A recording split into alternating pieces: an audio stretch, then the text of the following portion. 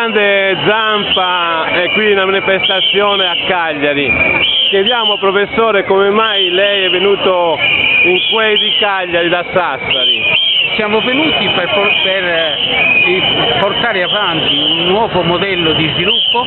Davanti abbiamo lasciato passare le 3 confederazioni responsabili dello sconquasso dell'industria in Sardegna, corresponsabili, e noi rappresentiamo la novità. È la prima volta che la Confederazione Sindacale Sarda partecipa ad uno sciopero generale, in quanto abbiamo visto un mezzo ravvedimento da parte delle altre confederazioni sindacali italiane e italianiste, le quali ora che hanno sbagliato tutte le politiche sostenendo industrie parassitarie, industrie energivore che consumano tanta di quella energia anziché portare avanti lo sviluppo dell'agricoltura, della pastorizia, dell'artigianato e delle industrie manifatturiere, ora viceversa stanno cambiando e noi siamo qui per indicare a loro la rotta. Grazie professore, molto gentile.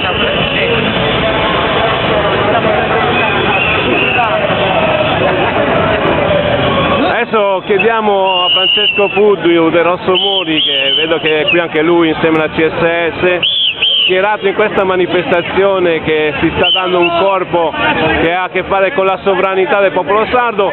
Come mai anche lui è qui insieme a questi movimenti, o perlomeno questi sindacati italianisti?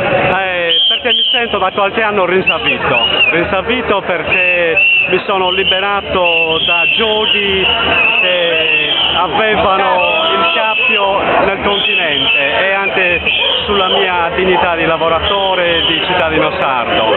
Quindi adesso ho scoperto, mi sono aperte gli occhi, la mente, si è dipanato un velo che per spirito di appartenenza mi ha tenuto legato a una triplice organizzazione sindacale che secondo me ancora continua a perseguire modelli di sviluppo, a rivendicare foraggi per un'industria che ormai è distruttiva per l'ambiente, ha i giorni contati ed è inutile continuare a mettere la maschera d'ossigeno a un malato morente. Noi vogliamo investire nella regione, il nostro interlocutore, il nostro soggetto contro cui rivendichiamo attenzioni e politiche serie. Noi non vogliamo che Cappellacci sia al nostro fianco. Lui non è né con i sardi né con il lavoro e né con l'ambiente sardo. Noi siamo contro Cappellacci e contro qualsiasi governo che non fa politiche buone per la Sardegna. Saluto a tutti. Grazie Francesco.